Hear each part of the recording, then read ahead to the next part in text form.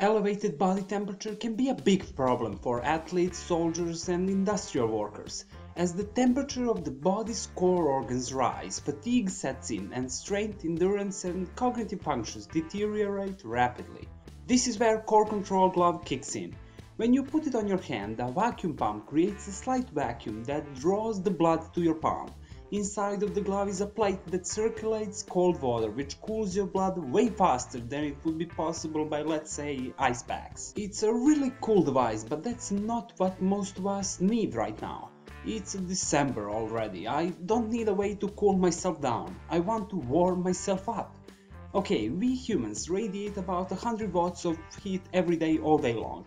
That's why engineers who build these huge arenas for 50,000 people have to carefully think about the heat that people will produce so that they can cool it down. Okay, that's enough about cooling stuff down, let's go back to warming up. As a rule of thumb, we can assume that it takes around 100 watts of energy to heat up 1 square meter of space.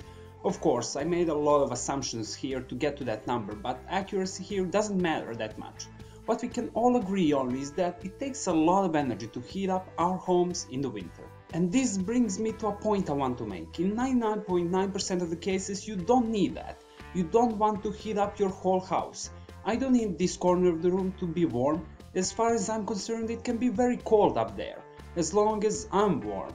In a way, what I'm talking about is creating a warm bubble around us when we are inside, rather than that bubble being our entire house.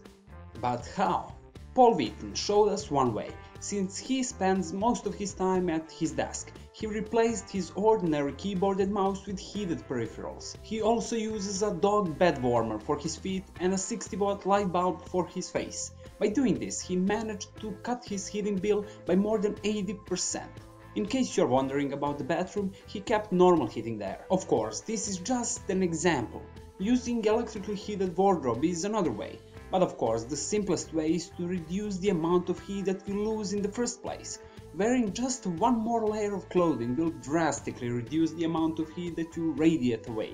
For example, electrically heated wardrobe has to provide us with a maximum of 100 watts to keep our body temperature constant, no matter how cold outside is, as long as we get that 100 watts of heat to our body.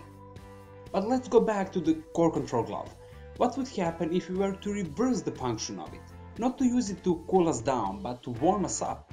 One way to try this concept out is to fill up an aluminum can with hot water and just hold it in your hands for a while, since our palms are filled with small blood vessels right under our skin. By doing this, you will transfer the heat from the water directly to your blood. And again, of course, this is just an idea, it's just a thought that shows us how wasteful we are today.